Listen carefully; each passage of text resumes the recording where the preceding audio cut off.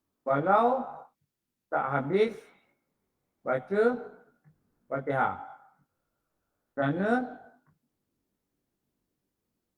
ia ini masbuk.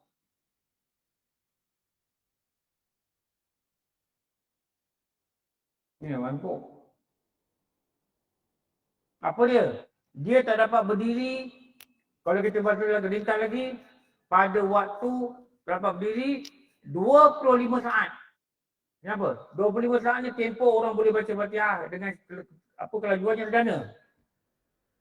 Cuba baca Fatihah, tengok jam, 20 saat. Jadi banyak guru pakai 20 saat ke 30 saat. Kalau dia berdiri baru 20 saat dan dia baca di kadar sederhana, tak habis, imam rukuk, dia kena rukuk. Kalau dia tak rukuk, dia baca juga sampai habis, imam bangun, rakaat itu dia tak dapat. Kenapa? Dia disuruh rukuk, dia tak rukuk. Dia nak habis juga Fatihah. Kenapa dia boleh rukuk? Dia telah mencapai tahap masbuk. Ini mana masbuk? Tak faham masbuk, tak masbuk. Okey, contoh lagi. Katakanlah ini katakanlah ni rakaat kedua. Saya contoh lain Ni. Ini situasi sekarang ni rakaat kedua.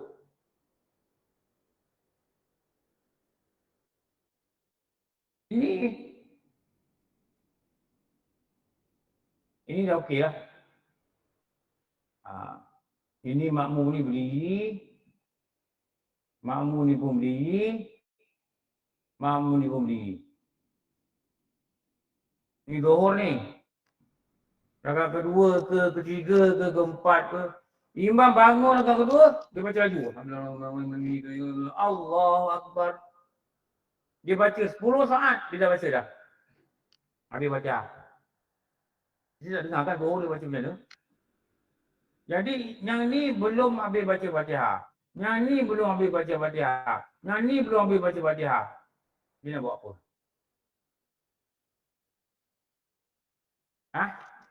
Tiga-tiga dia boleh rukuk. Kenapa? Tiga-tiga dia dikatakan masbuk. Walaupun rakaat kedua. Kenapa? Dia tak ada masa yang cukup untuk baca Fatihah pada kadar yang sederhana. Imam 10 saat dah turun. Faham tak ni?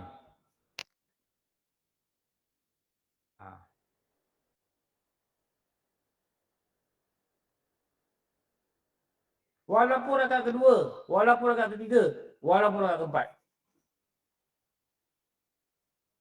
Tu kalau sembahyang dengan suami tu dia kata, bang abang ni rakaat kedua, tiga, empat baca cepat lah. Dia baca cepat, dia baca cepat. Kita baca lambat, kita baca sederhana, pada sederhana yang kita baca, dan kita tahu kita ambil masa 25 saat, dia baca cepat. 15 saat dia turun. Kita boleh turun. Kenapa? Kita ada title masbuk. Faham tak? Kalau kita baca A'udzubillah, kita kena mesti paling kurang habis pada Bismillah. Kalau kita nampak imam dah berdiri, kita masuk lambat. Kita ambil wudu masuk lambat. Nampak imam berdiri. Kita Allah Akbar, kita baca A'udzubillah. Imam rukuk. Kita tak boleh rukuk. Kita kena baca Bismillahirrahmanirrahim, Alhamdulillahirrabbilalamin. Kita kena baca jumlah Fatihah yang lebih banyak huruf daripada benda sunat yang kita baca tadi. A'udzubillahi minasyaitonirrajim berapa huruf? 21. Agaknya 21 kot. Cuba kira lah berapa huruf. A'udzubillahi minasyaitonirrajim. Kira berapa huruf? Jadi bila a'udzubillahi minasyaitonirrajim, imam rukuk. Dia tak rukuk lagi. Kalau rukuk sebenarnya batal. Kenapa? Dia telah menyibukkan diri dengan sunat, dia kena cover balik. Baca apa?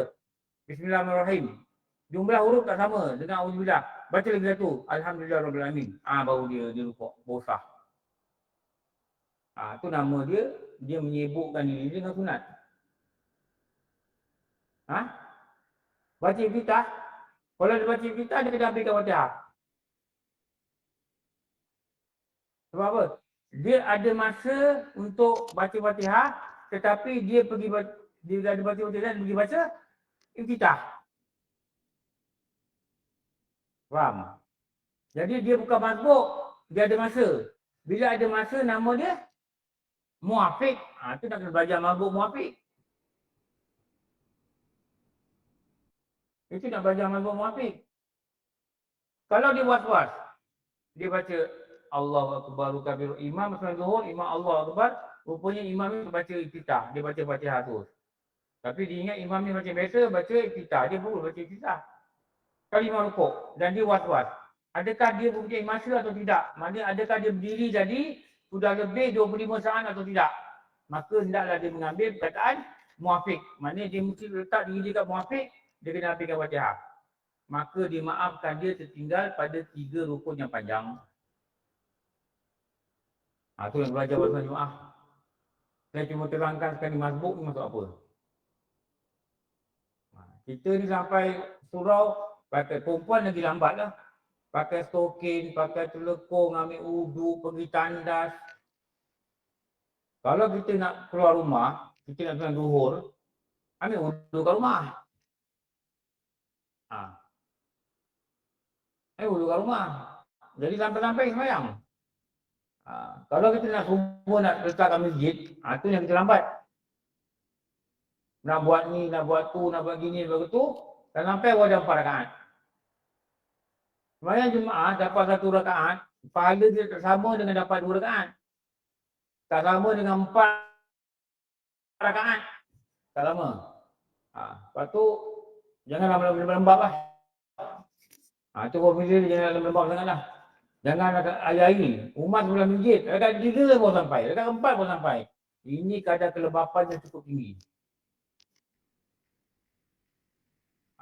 Kalau saya tak imas, saya mau lembab cukup imas. Saya cukup imas. Tapi kalau kita takut apa? Takut kita terikut dengan lembab dia. Saya dulu kerja sekarang Jaya tau. Bos saya ni memang dia pantang orang lambat. Dia juga pantang orang lambat.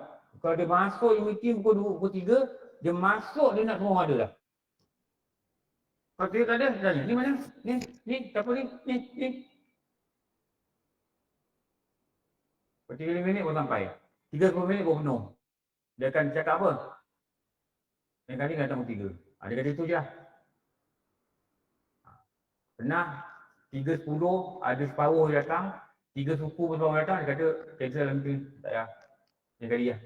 Sampai dia buat peringkat tu. Ini MD ni. Dia marah pada orang lambat. Kadang orang datang 3 suku tanya, kenapa lambat? Dia tanya macam budak sekolah tau. Padahal kita dah tua ni patut jangan tanya gitu lah. Orang patut tak tanya gitu lah. Kenapa lambat? Dia semua ni, kenapa lambat? Itu yang kadang bos marah tu. Aku kan cakap Melayu kan, ketiga ni. Aku cakap bahasa Iban dia kata. Orang Sabah ni marah. Bukan aku cakap bahasa Melanau. Aku cakap bahasa Melayu kan, ketiga. Itu jangan lembab lah, jangan lembab. Ada orang memang daripada sekolah, daripada kerja, sampai nikah, sampai kahwin. Nikah pukul 9, dia datang pukul 10. Jadi pengantin lelaki, orang tunggu pukul 9, dia datang pukul 10. Ni baru berlaku ni. Baik, kadi ni tak ada hal. Kalau kadi ni ada nikah pukul 10, kadi tinggalkan dia. Allah hai. Lembab ni penyakit. Jangan lembab-lembab. Masuk semayang lembab, gini lembab, itu lembab. Alah hai, penat. Masa sihat ni buat cepat-cepat. Buat macam biasa lah, buat normal kan. Dah sakit tu lain lah. Dah sakit tu kan baru terangkat-angkat di bilik air. Itu dah sakit. Sihat ni jangan buat itu. Ini sihat pun lembab. Kalau sakit, lembab bab. Lembab berdengung. Tu guru kata bodoh berdengung tu. Bodoh dia kata. Bisa dia kedengar. Ni lembab ni, lembab berdengung. Lembab bab kau jangan tunggu ni. Kalau meeting dia panggil, kau yang datang pukul 3. 3.30 baru datang. 3.30 baru ada orang. Ada orang cakap begitu kan. Ini makmum yang tiada memiliki masa untuk baca Fatihah pada kadar yang sederhana. Maka boleh dari rukuk maka tidaklah dia wajib baca Fatihah pada rakaat yang tersebut. Tersebut apa? 1 ke, 2 ke, 3 ke, 4 ke. Tapi kalau dia naik rakaat ketiga, dia berangan ni. Dia tengok kabinet ni, tiba-tiba dia berangan ni. Kabinet ni kalau buat rumah aku pun cantik juga ni. Contoh ni. Kadang-kadang dia tengok tu. Ini TV-TV ni kadang-kadang waktu semayang dia orang buka tau. Ini buka tak waktu semayang? Waktu semayang dia orang buka tau. Ada keluar gambar air bergelegak, ada keluar hadis ini, ada keluar tangga kejayaan, ada keluar sampai air korban. Macam-macam keluar. Ada keluar senarai AJK, muka AJK seorang-seorang dia masuk. Ni orang tengah semayang. Kalau ikut hukum, makruh semayang. Kenapa? Menghadap tulisan. Lepas tu kau semayang, lepas tu ini padam. Tu, padam tu. Semayang padam. Dan semayang orang buka. Ini tengah semayang dia keluar. Ahli jawatan kuasa masjid. Wong, Pak Liman. Setiausaha Pak Abu. Habis keluar. Yang semayang dia baca. Pak Liman ni jadilah di pengusi. Pokok. Ya Allah Alhamdulillah. Bendahari Pak Abu, mata pun tak nampak ada kiri duit. Nampak? Yang kedua tengok balik. Setiausaha. Ni budak muda ni bagus. Ini dulu aku tahu, aku kenal ni. Dia cakap dengan diri dia tau. Ni semayang ni. Lepas tu makruh ada tulisan. Ni. Sila periksa barang jangan tinggal dalam masjid ni. Oh, sila mata tu macam aku punya. Oh. Nampak? Nampak ilmu ni? Ini tu melalaikan ni. Melalaikan daripada mengaji Allah. Lepas tu jangan buka waktu semayang. Lepas tu dalam kitab kata makruh engkau menghadap tulisan. Makruh engkau menghadap tulisan di waktu solatmu. Dia kata ni macam kaki aku ni. Dia tutup. Okey. Apa? Apa? Baju. Baju apa? Makruh juga. Orang lelaki kot. Kadang orang lelaki, orang perempuan ke telekong dia nipis. Dia pakai t-shirt kat dalam. Zumba 2021 bersama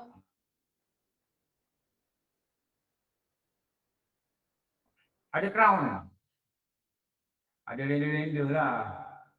Render tu jangan melampau-lampau lah. Lepas tu jangan pakai telefon yang beli yang dekat Indonesia tu dulu kat Aceh tu tengok tu kan. Ni kuning, kepala dia kuning. Lepas tu dia pecah, pung jadi biru, dia pecah lagi jadi merah, jadi pink, jadi hijau, jadi kelabu. Lepas tu dia ulang balik, kuning balik. Pung dia pecah ni. Color dia macam cat tumpah, lepas tu onyok-onyok kan, buka. Itulah color dia. Telekong. Orang belakang dia mabuk tengok, rupuk kuning, berhijau, wujud putih. Turut-turut merah. Diri balik tukar hijau, putih pula diri. Macam mana ni berkali-kali tukar-tukar kali ni? Orang belakang kuning. Lepas tu jangan pakai telekong warna lain warna putih lah. Kalau nak pakai warna hitam tak apa. Kadang-kadang orang pakai telekong Vietnam tu kan. Ada pink, ada maroon, ada kuning, ada putih. Kita semayang kita tengok depan, macam-macam colour. Jemaah masjid balik dari Vietnam, rombongan.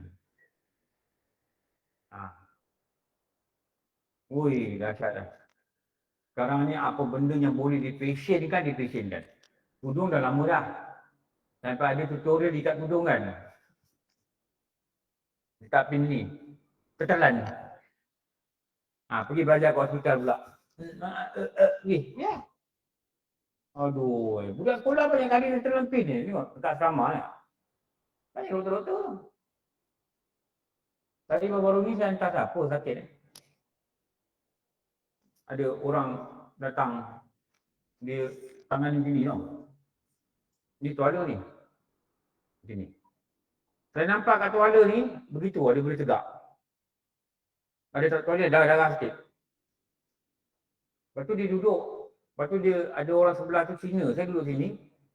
Masa tu belum Covid lah. Adalah duduk rapat-rapat. Ada Cina lelaki ni, tanya dengan orang perempuan ni, suami dia berdiri. Orang perempuan ni.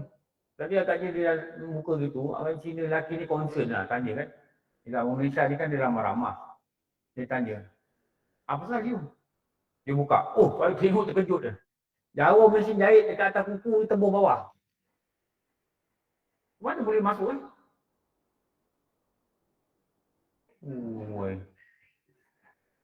Saya tengok terus saya terkencing ni. Betul kan tak? Aduh. Bang, kenapa bang?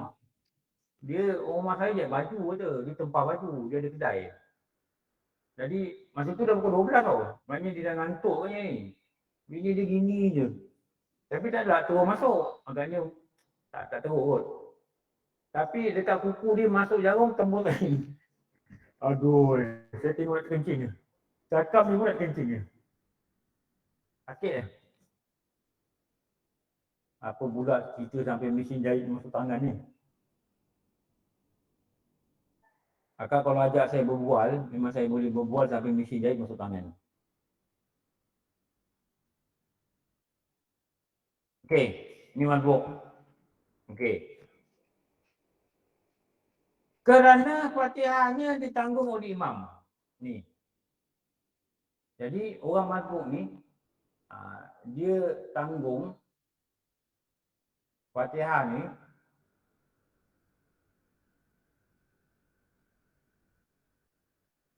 ditanggung oleh imam.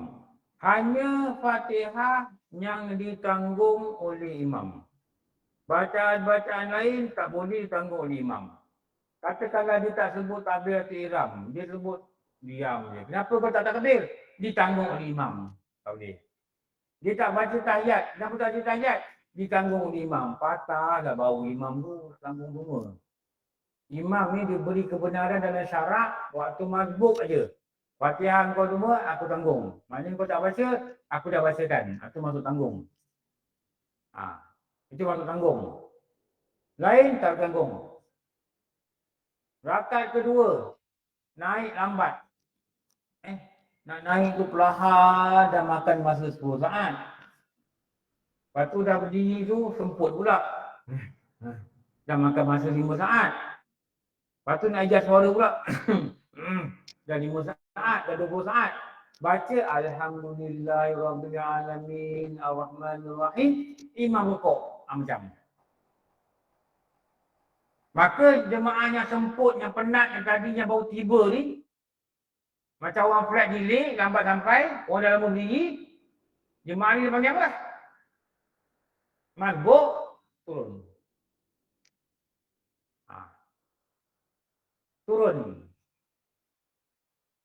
Turun rukuk. Kenapa? Dia tak punya masa untuk baca Fatihah pada keadaan sederhana. Jaga-jaga lah, besok dah tua. Sekarang okey lagi kot. Besok dah tua nak bangun, orang kata macam monyet tu lah. Monyet cepat bangun. Gini, berhenti je. Aduh penatnya. Gini, berhenti. 20 saat nak bangun. Dah bangun, termenung. Nak baca apa Dah tua tu. Oh, Fatihah. 5 saat dah hilang. Baca Fatihah. Ar-Rahmanir-Rahim. Imam rukuk. Nak buat apa? Kalau gini sebenarnya Allah. Ini maknanya akal kita ni dah macam kurang berfungsi. Kalau ikut pakar-pakar, ini orang barat kata kan. Daripada ilmu kedoktoran. Kalau kita selalu menggunakan akal kita untuk bekerja, maka lambatlah proses penuaan pada akal. Gunakan akal untuk bekerja tau. Sekarang ni kalau kita lupa, kita cuba ingatkan. Kita kata ikan apa yang orang masak asam pedas? Ikan apa? Ikan apa? Ikan pari. Ikan apa lagi? Ikan nyok-nyok. Ada ikan nyok-nyok kan? Buruk nama dia. Terburuk muka dia. Saya tengok ikan nyok-nyok ni, saya kata, padan orang panggil kau nyok-nyok. Muka pun tak cantik. Ikan mayung. Ikan mayung, ikan mayung. Ada ikan kalau cantik, orang panggil bawal. Bawal cermin. Cermin kenapa? Tengok dia putih bawal cermin. Macam orang kepala botak lah. Dia punya kepala ni bawal cermin. Dia boleh tengok. Ustaz, botak slow sikit Ustaz. Okey, botak slow sikit. Okey. Oh, botak. Ada orang cakap, Ustaz botak slow sikit tak? Bukan botak, bawal cermin. Bawal cermin. Suami saya ni kepalanya bagaikan bawal cermin.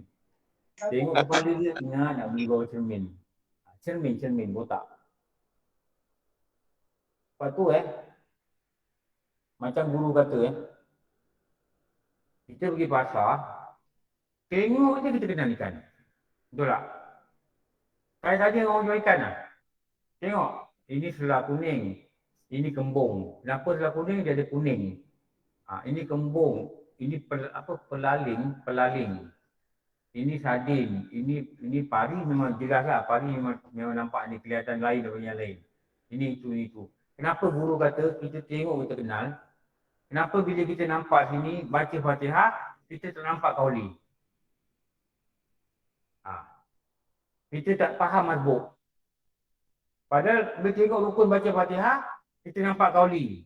Kita nampak mazbuk. Kita nampak makna mazbuk. Kita tahu syarat Fatihah. Kita kata ada berapa tempat sabdu dalam Fatihah. Kita nampak. Ada berapa tempat sabdu dalam Fatihah? Ada 14. Kita nampak semua tu. Kenapa kita boleh nampak? Kenapa tak nampak? Kenapa pergi pasar kita tengok je. Ni ikan ni. Boleh agak harga lagi. Ini ikan sardin dulu pasar bulu RM4. Sekarang ni RM16 sekilo. Boleh cerita sejarah lagi. Kenapa? Tak kenal. Dah biasa. Kenal. Apa benda macam belajar? Kalau hari-hari belajar, dah biasa dah. Tengok Fatihah, dah biasa dah. Mazbuk, dah biasa dah. Muafiq. Maknanya, Syekh Daud Batani kata, hendaklah engkau zikir dan menuntut ilmu bagaikan mendarah daging. Ini ada perkataan ni. Bagaikan mendarah daging. Guru kata apa? Sekilas ikan di air, sudah aku tahu jantan betina. Bukan ikan tu lalu kita tahu ikan arwan. Kita tahu arwan jantan ke betina. Sekilas tengok Fatihah kita tahu. Apa? Ini baca Fatihah. Ini apa? Ini rukun keempat. Apa lagi dia Fatihah solat kita tahu? Dia ada 10 syarat. Apa dia? Dia rukun qauli. Apa dia? Dia ada 4 syarat umum. Apa dia? Dia ada bentuk puji-pujian. Dia ada bentuk doa. Apa dia? Kadang-kadang dia panggil 7 ayat yang ulang. Apa dia? Dia semua tahu pasal Fatihah, dia banyak tahu. Bagaimana dia tahu ikan-ikan di pasar? Ni ikan di pasar tahu. Tapi Fatihah tak tahu apa.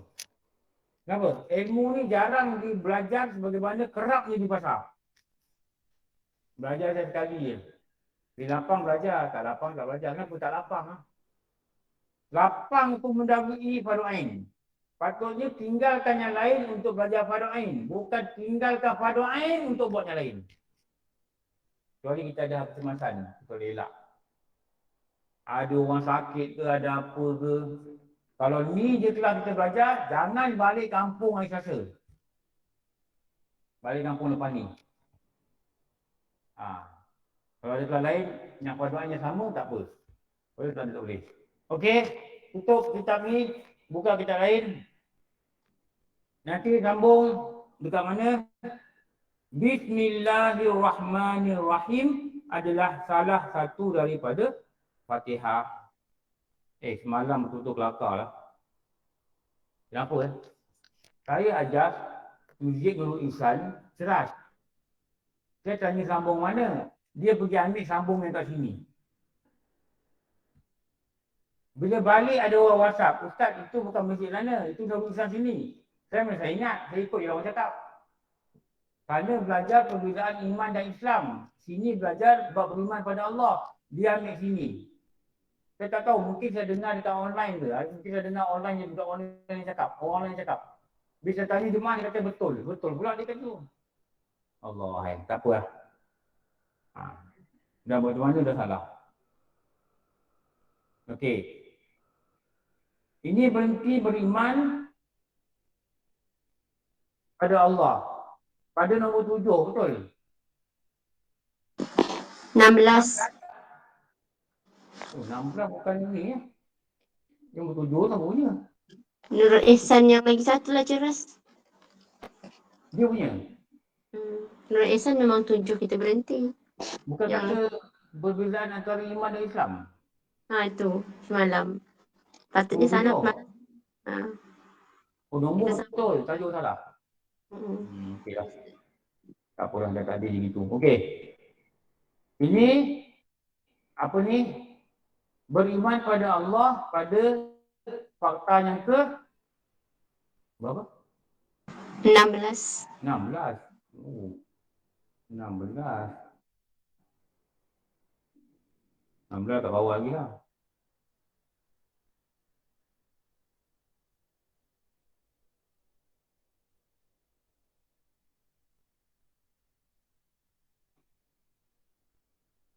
Sini lah. Betul. Tak ada slide lagi Okey, Ustaz. berapa ini senang. Slide tak nampak. Kita ikut Nota Tauhid Kampung Medan. Sekejap.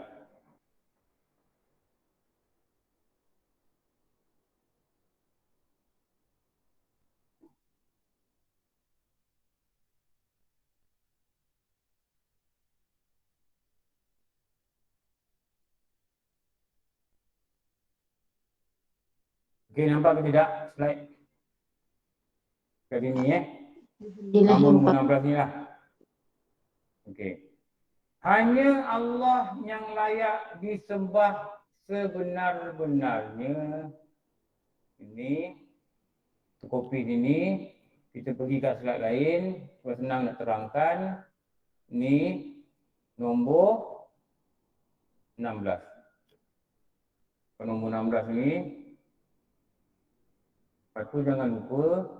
Buatlah padanya tajuk. Apa tajuk dia? Beriman 74. Sekejap.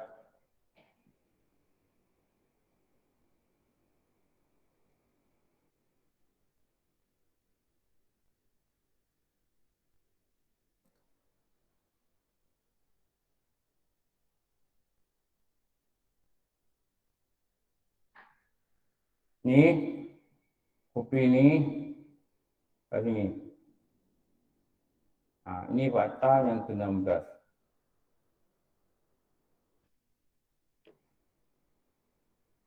Hanya Allah yang layak disembah. Dengan sebenar-benarnya. Dia bawa maksud apa ni? Ni.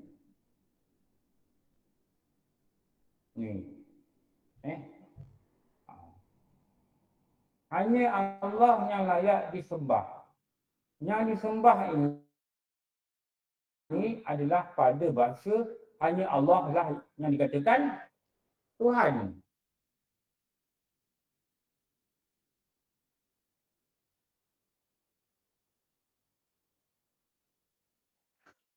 Maknanya apa saja yang lain bukan Tuhan. Itu satu maksud yang diserangkan di sini. Hanya Allah yang layak dipanggil Tuhan. Yang lain bukan Tuhan. Kalau yang lain bukan Tuhan, selain Tuhan dipanggil apa? Makhluk. Pokok, kayu, batu, malaikat, jin, syaitan. Apa benda kita cakap lah. Selagi dia bukan Allah, dia bukan Tuhan. Bila bukan Tuhan, jatuhlah pada dia sebagai makhluk. Okey. Tengok sini. Ini perkataan layak.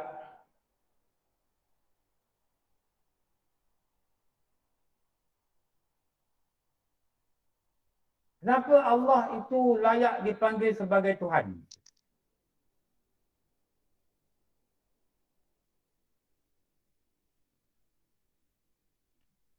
Allah layak dipanggil sebagai Tuhan kerana Allah itu Esa. apa satu? Dia bersifat apa? Terkaya. Terkaya. Apa ni? Al-Ghani. Al-Ghani. Artinya tiada ia memerlukan makhluk. Bukan apa-apa. Dia tak perlu apa-apa. Tiadalah ia memerlukan makhluk. Okey.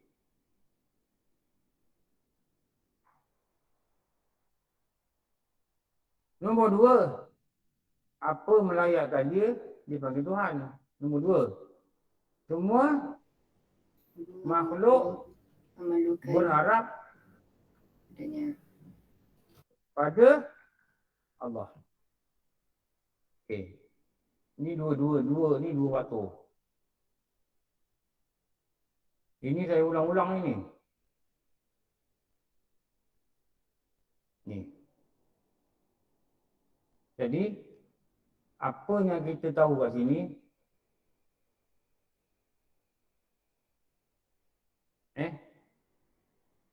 juga ulama kata kesimpulan daripada ini boleh juga disimpulkan dalam satu perkataan, Allah itu apa? Penunai hajat.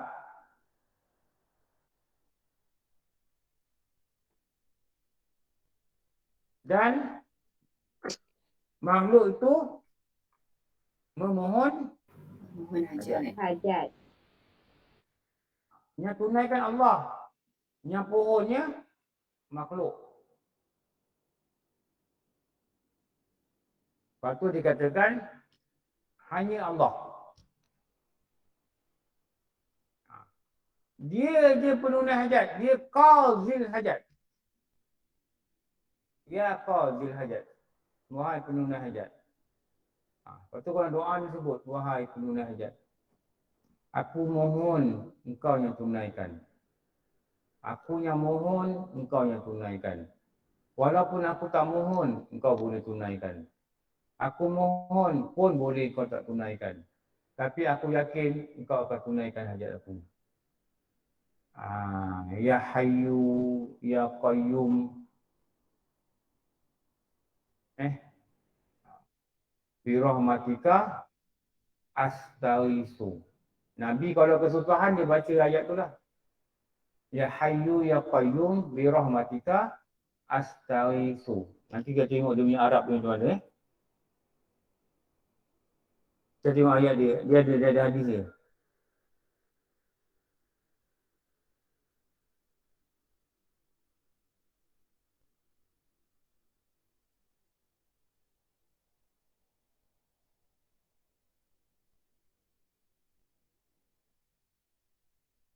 Itu dia punya ayat dia. Rasulullah ini apabila dia dalam kesusahan, maka dia baca ni perkataan ini. Tengok ada dia punya ayat yang ada dia punya jari je. Tak ada.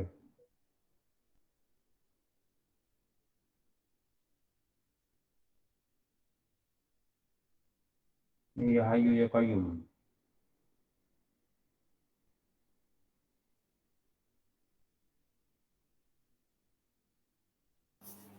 Ya Hayyum Ya Qayyum bi rahmatika astaghitsu la ilaha illa anta.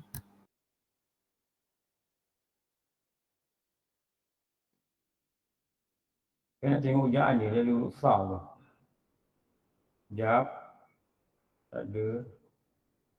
Ada dia ada hadis.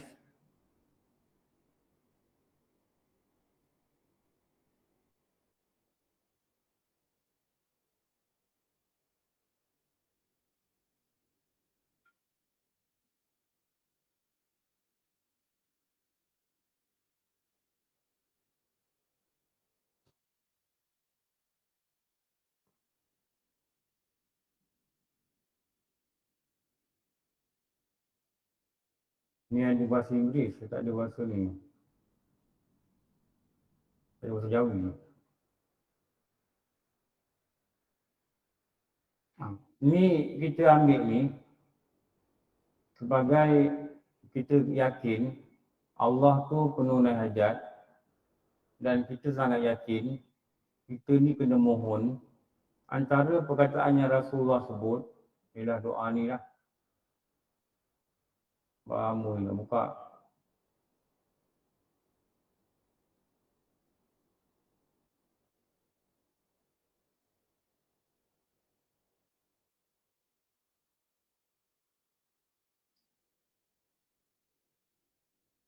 Macam Jawi yang payah ni.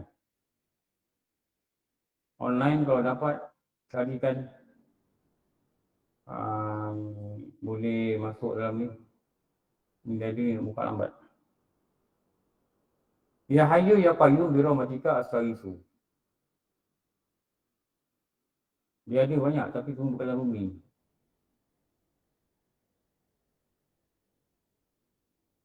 Sekejap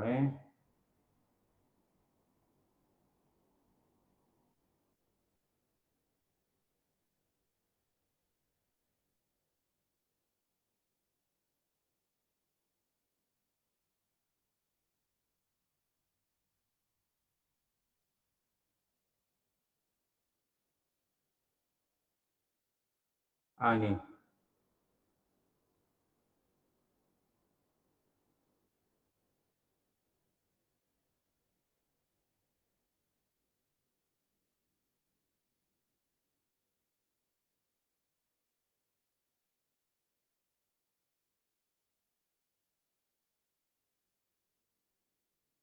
Ni doa dia. Ni. Dikatakan dalam hadis bila Rasulullah itu dia kesusahan, dia ada kesusahan ni maknanya dia ada benda yang mengusingkan dia, dia ada benda yang merisaukan dia. Dulu kalau Tuan Guru Haji Musa Saleh, dia tu baca 3 kali. Ini. Makna dia apa? Wahai yang hidup, wahai yang berdiri dengan sendiri dengan rahmatmu, birahmatika astaghitsu, bantulah aku. Ni dia punya makna ni. Kadang kita minta nasihat pada ulama kan. Kita kata, Ustaz, saya ni ada problem lah. Begini. Maka dia akan cakap,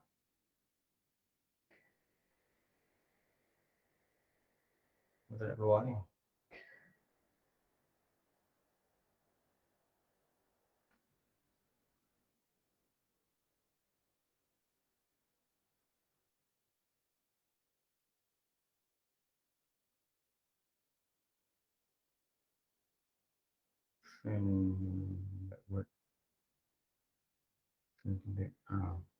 Dia akan cakap baca doa ni. Memang ni sunnah Rasulullah ni. Ya Hayyu Ya Qayyum. Bukan Ya Hayyum. Ya Hayyu Ya Qayyum birahmatika astaghitsu. Faham makna dia? Puji Allah dulu.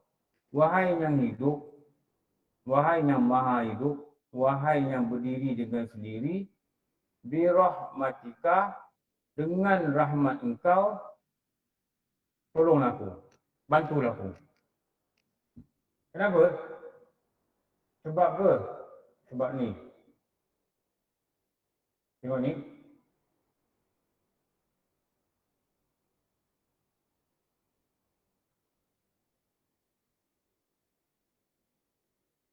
Sebab apa? Sebab ni. Dia menunai hajat. Dia menunai hajat. Kita mohon hajat.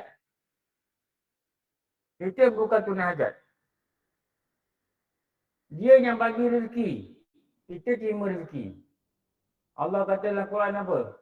Siapakah yang menurunkan hujan? Akukah? Kamikah? Atau engkaukah? Manusia turunkan hujan ni Allah kata. Kalau aku berkenaki, aku boleh jadikan air hujan ini masin. Seorang tak boleh guna maksudnya. Tetapi yang terbaik itu adalah untuk engkau bersyukur. Syukur dapat nikmat. Itu yang disuruh Allah.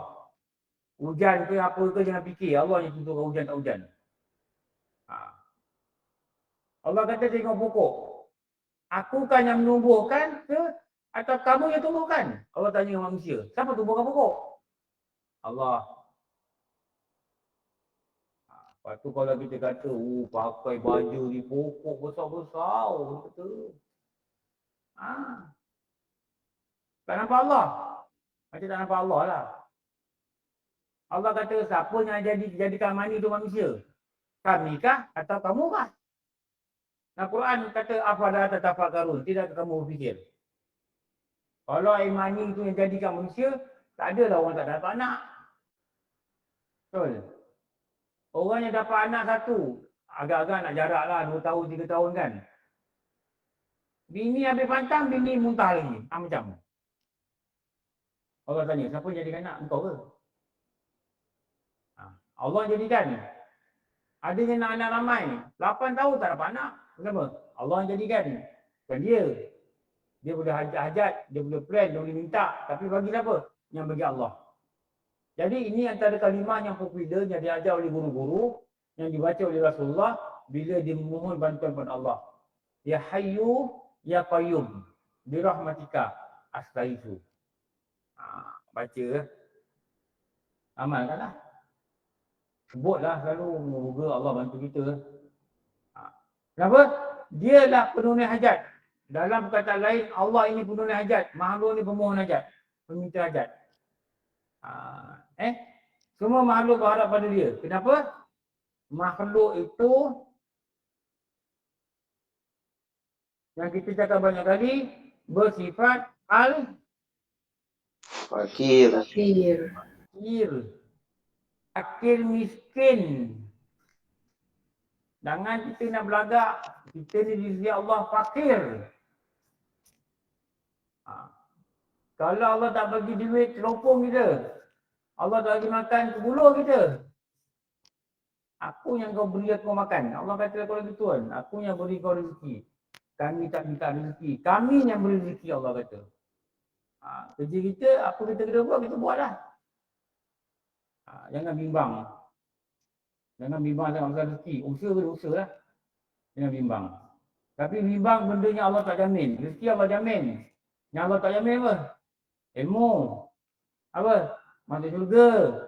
Apa? Lepas dari kubur, Allah tak jamin. Itu kita kena usahakan. Beramal, betulkan amal, betul atau tidak. Kalau tidak, tidak tak ada. Ini dikatakan hanya Allah yang dipanggil Tuhan dengan sebenar-benar sembah. Bukan sembah main-main. Bukan sembah yang tak khusyuk. Itu sembah main-main. Ini sembah betul-betul sembah. Sembah ni maksud apa? Ni. Apa yang dikatakan seorang itu melakukan sembahan? Bila dibesarkan Tuhan. Besarkan ni maksud apa? Muliakan. Bukan besar-besar 5 kaki 6 kaki tu. Dan merasakan dirinya kerdil. Ini yang guru-guru kata ini, maknanya kata sembah ni.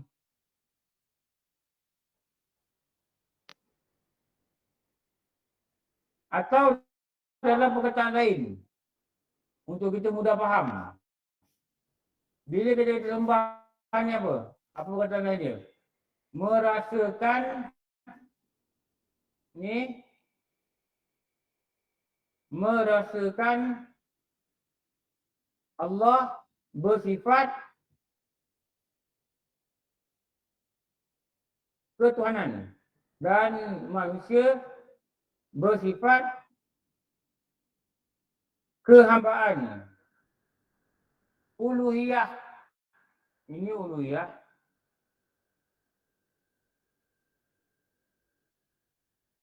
Ini ubudiyah.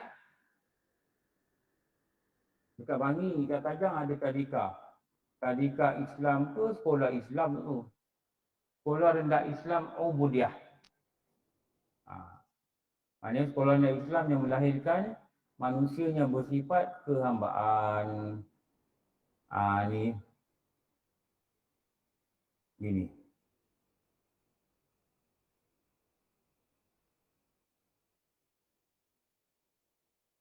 Okey. Itu mana benar-benar sembah. Sembah dia puji sungguh-sungguh. Rasa dia kebesaran dia, rasa sungguh. Rasa kita dikedil, tak ada apa-apa langsung. Tak boleh tahan apa-apa langsung, tak boleh bawa apa langsung. Itu dikatakan proses penyembahan. Kalau sembah, apa benda pun tak rasa, itu bukan proses sembahan. Itu senaman-senaman.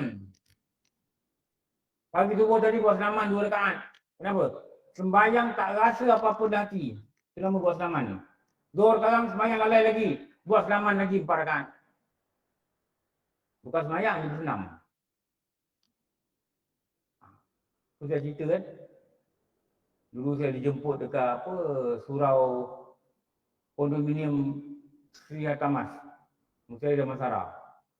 Dia punya duit maintenance fee 550. Di rumah ni 2 tingkat. Di sini rumah ni tu. 2 tingkat ni satu rumah. Dekat rumah. Nak masuk je ada 7 security. 7 orang je tu. Ramai security guard dekat parking lot ada satu. Maintenance mahal guard dia ramai. Surau dia kaca, 2 tingkat. Kaca dia nampak, luar nampak. Dia kaca 4 segi. Bawah ni pun nampak. Bawah ni gym. Orang lari-lari, orang angkat berat. Orang buat senaman sendiri. Atas ni surau. Saya kata dengan dia orang, itu banyaklah Tan Sri, Puan Sri, semua orang buat pangkat. Saya kata, abang, kalau abang akak semayang, tak khusyuk, sebenarnya kita ni sama macam orang bawah.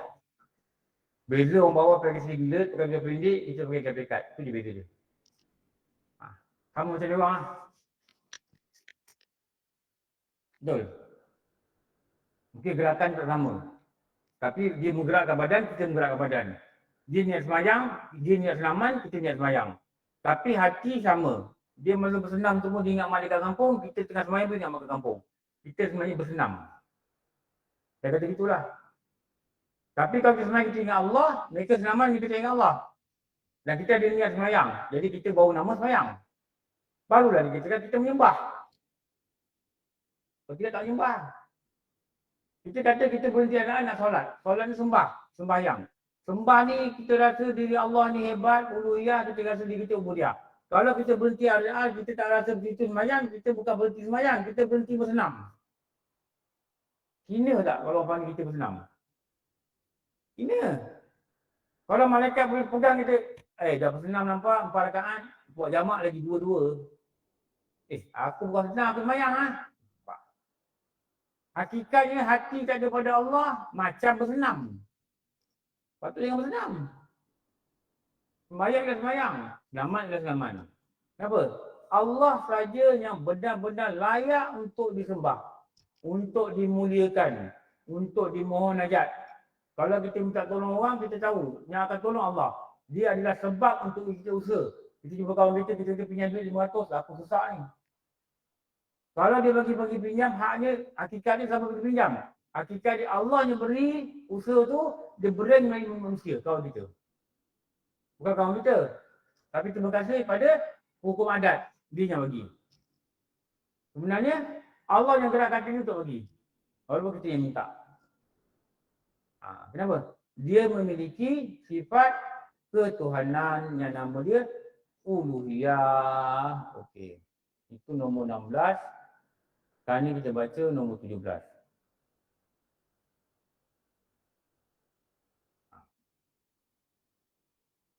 Ini nombor 16.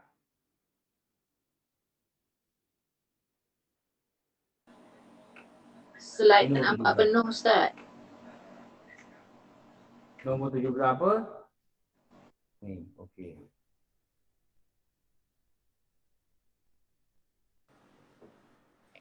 Ustaz, slide naikkan sekejap Ustaz. Nanti pegang. Dah ambilkan dah duduk. Okey Ustaz. Ini tiada yang memberi rezeki. Ini apa ni? Ini firman Allah. Ada ayat Quran ni surah Ali Imran ayat 37. Okey, ini fakta dia. Ini yang dikatakan pemberi rezeki ni, ini dikatakan memberi rezeki ni adalah sifat apa? Ar-Razzaq. Ini nama dia sifat ketuhanan. Sebab makhluk tak boleh rezeki. Lepas tu kita kena beriman dengan sifat ketuhanan ni. Sebab dia bila dia panggil Allah, dia dipanggil ilah, dia memiliki sifat ketuhanan. Melainkan Allah. Ni. Maknanya dalam perkataan lain, makhluk ada yang memberi rezeki. Dalam kata lain, makhluk tak beri rezeki. Yang hanya beri rezeki Allah. Sebab sifat memberi, maknanya menunaikan hajat. Bila menunaikan hajat, yang memiliki sifat tunaikan hajat itu hanyalah Allah. Makhluk tidak. Makhluk ni Allah bagi tempat lalu je.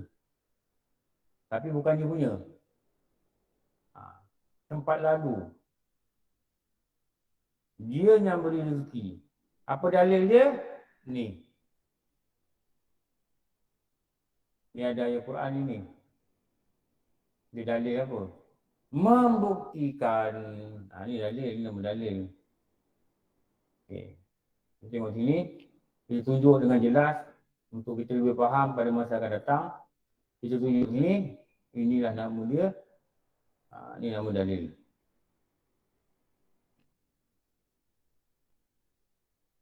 Kalau dalil ni daripada Al-Quran, nama dalil apa? Dalil Al-Quran, nama dalil apa? Dalil nakli. Nakli. Dalil nakli.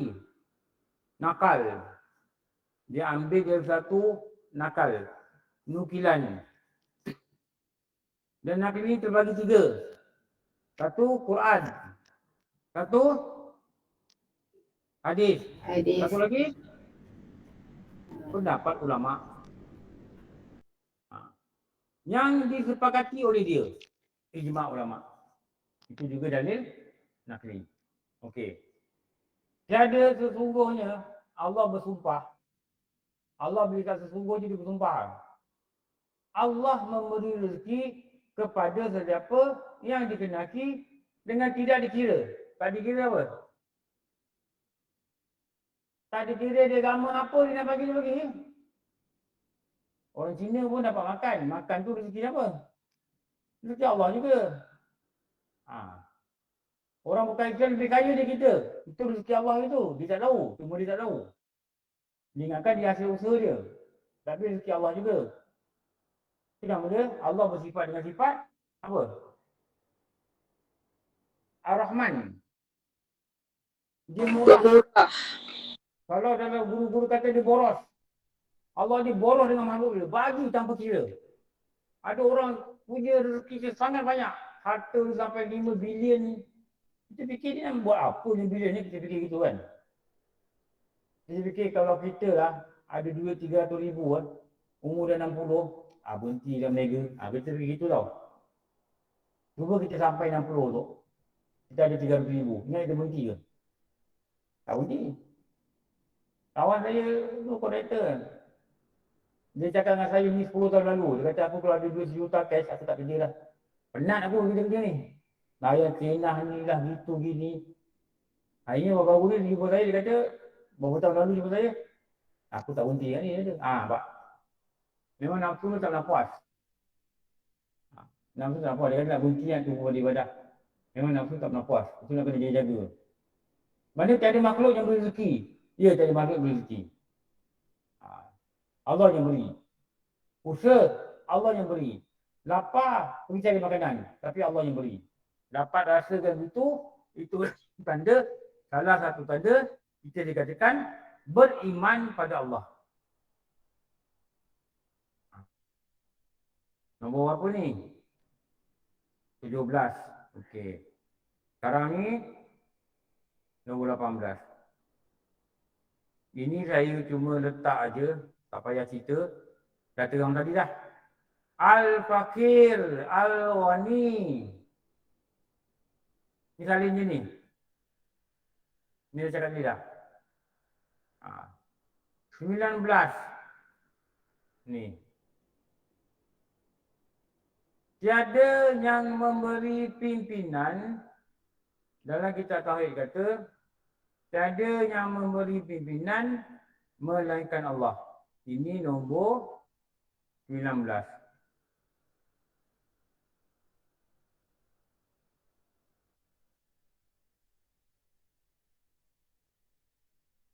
Ini pula hilang.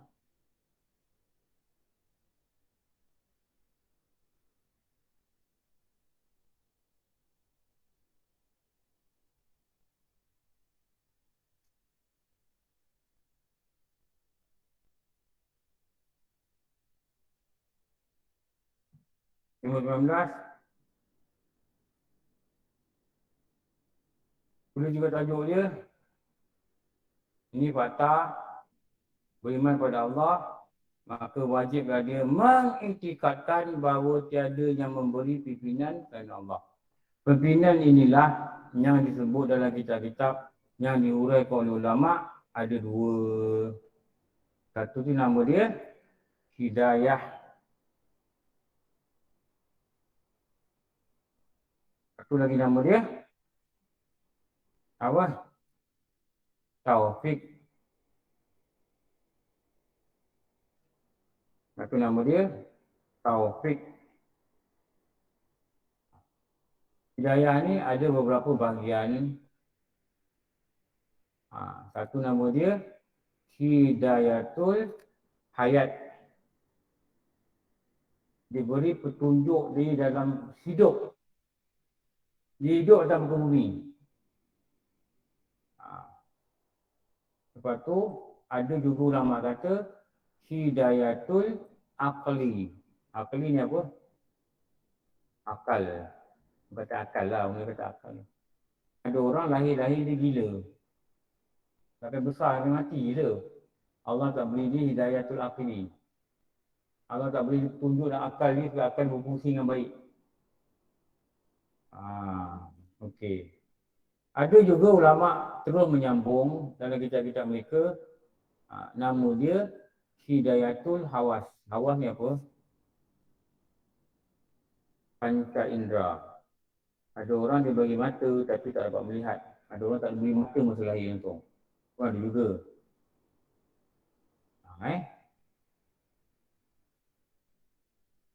Lepas tu sambungan lagi. Ada juga yang diberi hidayah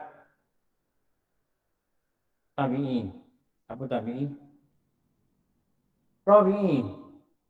Budak nangis, bagi punting, dia boleh sedut. Tak ada apa ajar dia. Budak lapar, dia menangis. Tak ada siapa ajar dia, dia keluar-keluar, ada orang ajar dia, kau lapar kau menangis. Tak ada. Tapi jadi tabiat dia yang biasa. Itu nama dia Hidayatul Tabi'in. Lagi ada Hidayatul Ilmi. Apa tu? Diberi daripada ilmu. Ilmu agama lah khususnya. Ada juga Hidayatul apa? Amal. Hidayatul amal inilah yang dinamakan Hidayatul Taufik.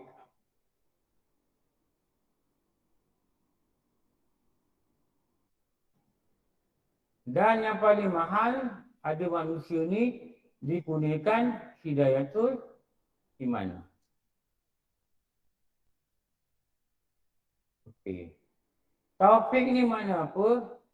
Taufik ni adalah kekuatan yang diberi Allah.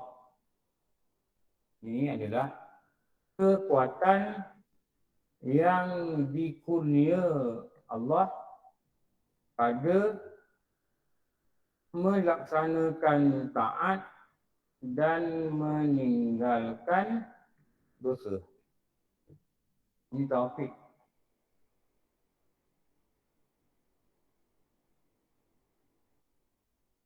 Okey.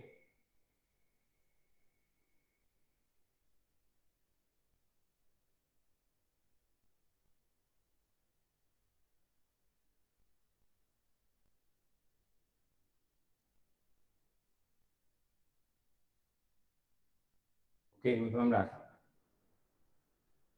InsyaAllah nanti kita sambung minggu depan, kita baca nombor 20. Okey. Dah. Dah kali dah. Ustaz minta slide nombor 16. Sekejap.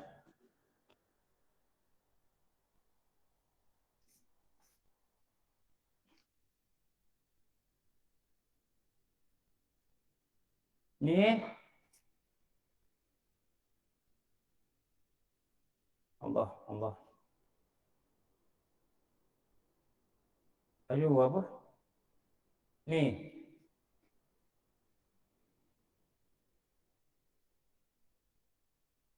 Ni. Tak nampak slide ni Ustaz, kosong. 16. Nampak tak? Nampak dah Ustaz. 16. 17. 18 tak ada slide. 18 perkataan aja. 19. Dah. Nombor 16 tadi Ustaz, tolong ulang balik. Nombor 16. Yang mula-mula. Okey. InsyaAllah nanti kita jumpa lagi. Mudah-mudahan Allah izinkan kita jumpa balik. Terima kasih semua. Alhamdulillah Rabbil Alamin. Wassalatu wassalamu ala sayyidina wa maulana Muhammad wa ala alihi wa sahbihi ajma'in. Rabbana atina fid dunya hasanah wa fil akhirati hasanah wa qina adzabannar. Wassallallahu ala sayyidina Muhammad wa ala alihi wa sahbihi wasallam. Walhamdulillah Rabbil Alamin. Ampun maaf wa bihi wallahu alam. Assalamualaikum warahmatullahi wabarakatuh. Waalaikumsalam. Terima kasih Ustaz. Alhamdulillah. Alhamdulillah. Terima kasih Ustaz. Assalamualaikum warahmatullahi wabarakatuh. Alhamdulillah, terima kasih Ustaz. Terima kasih Ustaz. Terima kasih Ustaz. Ustaz. Assalamualaikum. Terima kasih Ustaz. Assalamualaikum. Alhamdulillah. Ustaz. Alhamdulillah. Terima kasih Ustaz. Assalamualaikum. Terima kasih Ustaz. Alhamdulillah.